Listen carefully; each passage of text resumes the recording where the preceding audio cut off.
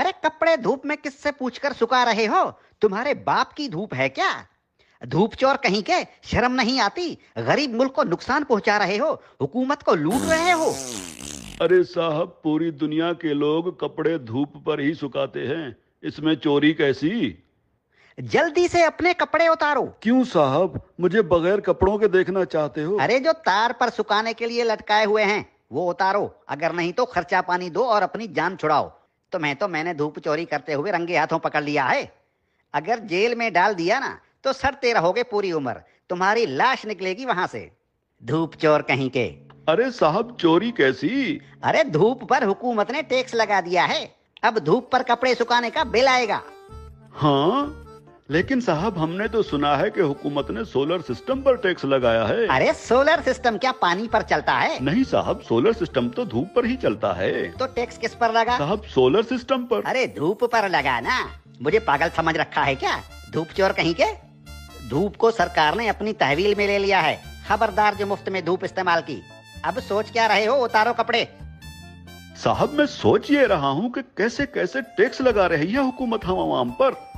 Radio हमारे बाप दादा सुनते थे और उसका टैक्स अब हम अदा कर रहे हैं। पीटीवी हम देखते नहीं, उसका टैक्स भी देना पड़ता है। बिजली का मीटर अपने पैसों से खरीदा और लगाया अपने घर की दीवार पर, लेकिन उसका किराया टैक्स की सूरत में देना पड़ता है।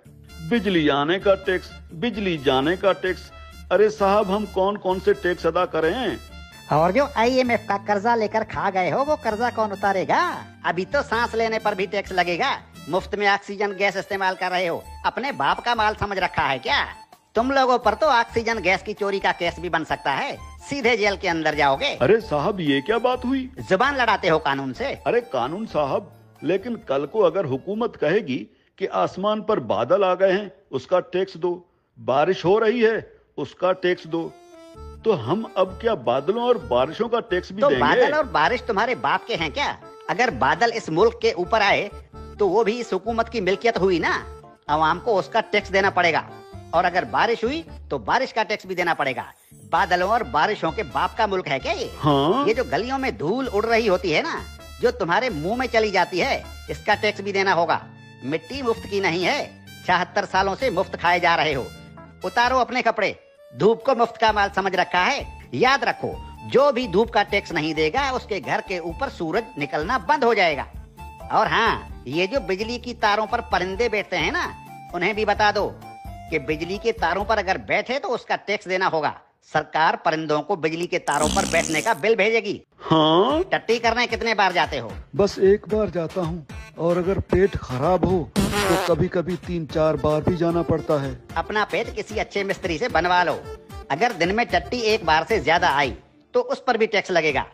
हाँ, एक बार टट्टी करने पर पेशाब मुफ्त कर सकते हो। ठीक है कानून साहब, लेकिन पाद और फूसी का भी बता दीजिए। पाद और फूसी गिन गिन के मारा करो, अगर मिकदार ज्यादा हुई तो टैक्स लगेगा। धूप चोर कहीं के, तुम जैसे लोगों ने मुल्क को लूट लूट कर भिखारी बना दिया है। अब ये मुल्क मजीद नुकसान बर्दाश्त नहीं कर सकता। हर चीज को अपने बाप का माल समझ रखा है। अब कानून हरकत में आ गया है, अब ऐसा नहीं चलेगा। हाँ? देखो, मुर्दा लोगों के डेथ सर्टिफिकेट बिल्कुल मुफ्त बनवा सकते हो। और क्या करे हुकूमत इस आवाम के लिए? देखो हुकूमत को कितनी फिक्र है इस आवाम की। अरे हुक्मरान मुल्क की सड़कें बंद करवाकर 100 बड़ी और दुनिया की महंगी तरीन गाड़ियों की कतारें बनाकर दिन रात मगरिब से मशरिक और शुमाल से जुनूब के चक्कर लगा रहे होते हैं। किसके लिए? आप आवाम के लिए। तंदूर पर रोटियां लगवा रहे हैं। इतनी फिक्र है हुकूमत को इस आवाम की। इस हुकूमत के किस किस भलाई से मुंह फेरोगे साले धूप चोरो।